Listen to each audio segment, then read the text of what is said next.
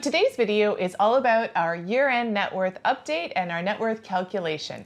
Fire is coming quick in 2024, and we're staying on top of our financial independence journey by tracking our net worth each and every month. So stick around and we'll let you know how the year of 2021 ended for us with our net worth. There might be a surprise.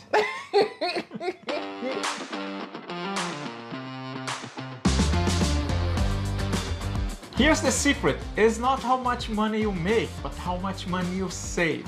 The only way that we're able to do this is tracking every single month. In our case, our journey to financial independence started in 2019, where we had around $60,000 in consumer debt. Here we are in 2022, even though this net worth update video is gonna be about the year end in 2021. This video is gonna be divided in 4 parts. Part 1, our assets. Part 2, our liabilities. Part number 3, the net worth calculation. And part number 4, I don't even know. There you go. Part number 4, we are gonna share with you the financial summary. So the year-end summary for the net worth in 2021. By the way, my name is Jean. I'm Christine. We are a Canadian couple living in Toronto, and our goal is to stop working and retire early in 2024. ASAP. ASAP. Yeah, I wish we could join 2024. If you have any ideas on how we can do it before 2024, let us know. use the comments below. So just to jump right in there, the net worth calculation that we've talked about before is very simple. You take all of your assets, you add them all up, and then you add up all your liabilities, and you subtract assets minus liabilities equals your net worth.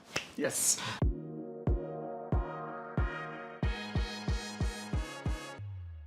So let's go through the numbers. First of all, we are going to be discussing our assets. And by the way, if you have not seen our playlist yet, go and take a look. Since the beginning of 2021, when we started this channel on YouTube, we have been posting monthly updates on our net worth. Now let's talk about our assets. The first asset that we have is the home that we are here in Toronto, Canada.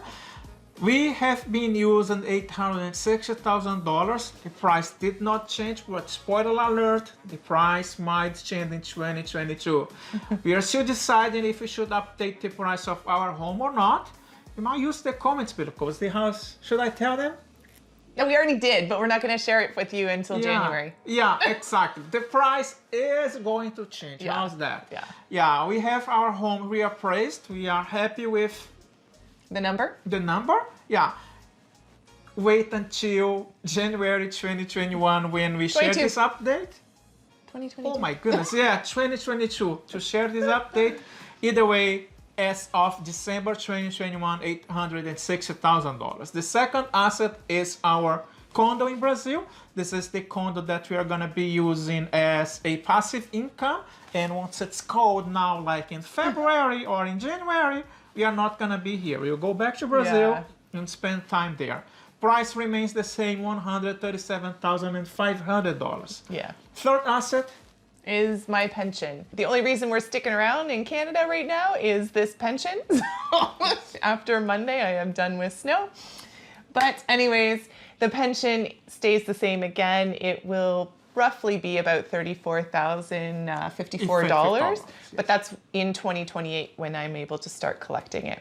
Okay, so the next two that we're going to talk about are investments accounts. So we've lumped all of our investment accounts together with the exception of the Smith Maneuver account. So we'll start off with Jean's corporate margin account, our TFSAs and RRSPs. As of the end of December, those totaled up to $300,095. The Smith Maneuver investment account, it came out at the end of December at $202,991. I don't know why numbers are so tricky these days. I can't think. So when you add all of those assets together, that comes out to a total of $1,534,640.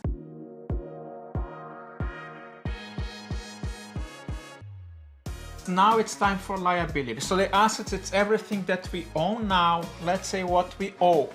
And as we always say, we owe quite a lot. The house is not ours, nothing is ours. No. Bank owns the house still. Yes. A lot. first liability that we have is also the mortgage that we have on our home in Toronto, and as of today, it sits at $636,897. Yeah, and just a side note for those that might be new here, the reason that that's so high and the reason why it seems to be so consistent throughout all of our videos is, like we've mentioned before, we're using the equity that we've already established in the house to invest into that Smith maneuver account we mentioned before. If you have not heard about the Smith maneuver before, there's a playlist I'm gonna play here. Instead of putting there, I'm gonna, Ooh, switching it up. Switch it up. So it's a playlist where you can take a look at the previous videos when we do discuss the Smith maneuver. The next liability that we have is the condo in Brazil. There's still about $20,000 owing on that, and fingers crossed that is going to be done by the end of this year. Yeah, this is actually one of our financial goals for 2022. If you want to see where we are with our financial goals, we did speak about them at the beginning of 2022. There is also another video that you can go and check if you are interested. Next liability is a car that we still hold a loan on. That one currently sits at $15,185. Which is also related to the financial goals for 2022. Everything's a goal. Yes, basically by the end of 2022, what we wanted to do is just being transparent, is we just want to have one liability, which is our house here in Toronto. this house in Toronto. Yeah, so hopefully that pans out, because that'd be great. Mm-hmm. Our total liability sits at, I have to take a look because it's too high, $672,082. Yeah.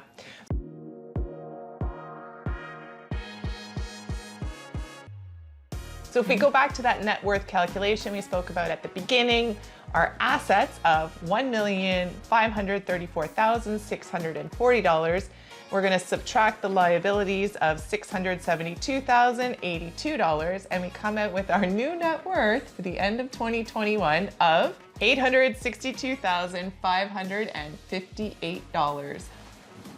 If you have made up to this point on this video, we already discussed our assets, we also discussed our liabilities, and not only that, we also shared with you the net worth calculation.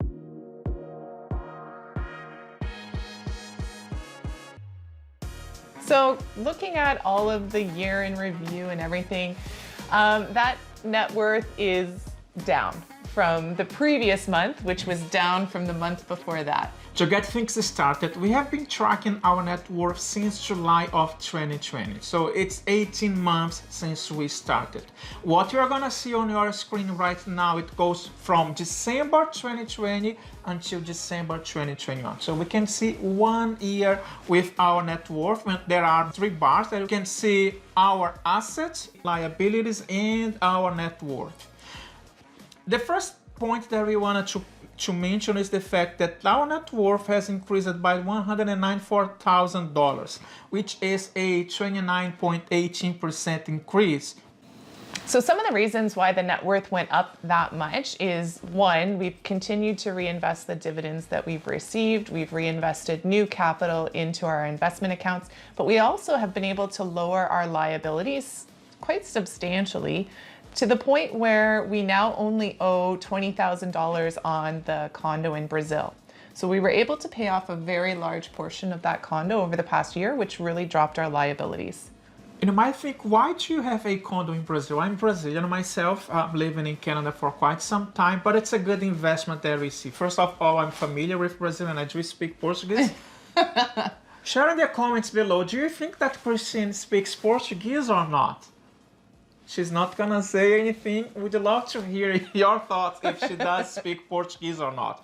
We also see this property as a good investment. At the end of the year, in December 31st, 2020, when you do the conversion between Canadian and Brazilian reais, which is the currency in Brazil, 1 Canadian is equal 4.4 Brazilian reais. So our dollar goes quite far in Brazil, and we were able to purchase this property, and we're going to be living there for extended periods of time come our retirement. Yes. So back in September and October, we had really been hoping to finish out the year well over $900,000 in net worth and had actually hoped to be over $1 million. The markets, on the other hand, had different plans for us, and some of our investments have taken a bit of a hit over the last couple of months, which I'm sure might be the same for some of you.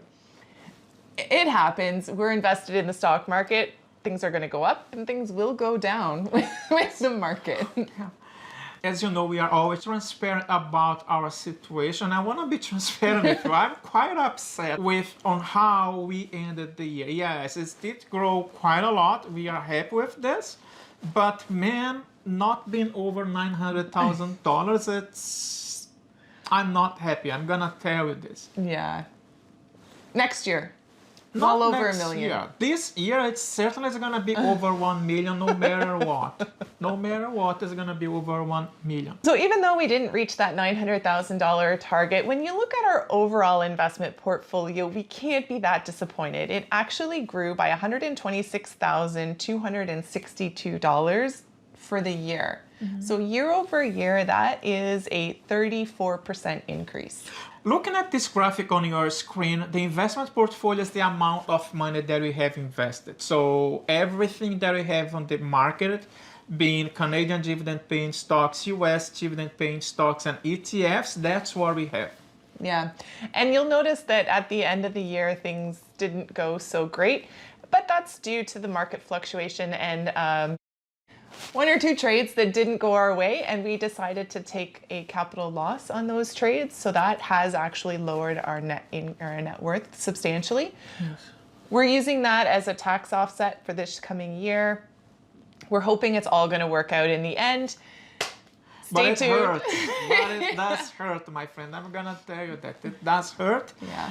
You can follow us on how we are doing with those trades, which is our swing trades, on our community tab, which you can see on your screen. Yeah, but good and bad, up and down, we're sticking to our strategy.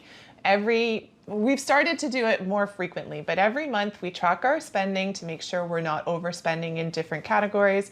We make sure we keep investing any new money and all of the dividends that we're receiving. And staying positive, I think that's the biggest.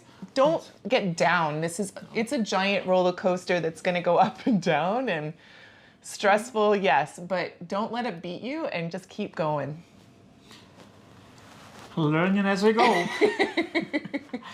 There is no secret. All that you have to do is track your assets, track your liabilities, track your budget, so everything. You don't have to be an expert to do this.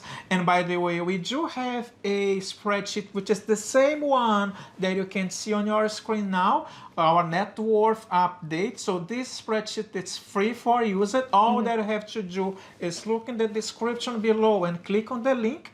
Clicking on this link, you are gonna get this spreadsheet. Yeah.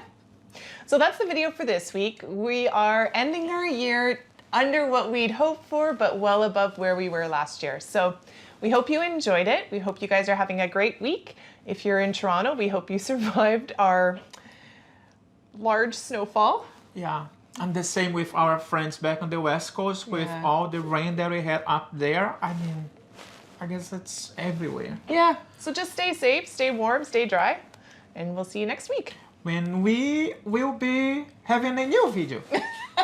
Yes, a new video.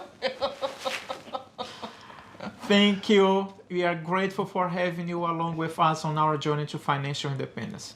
Take care. Bye, guys. Bye.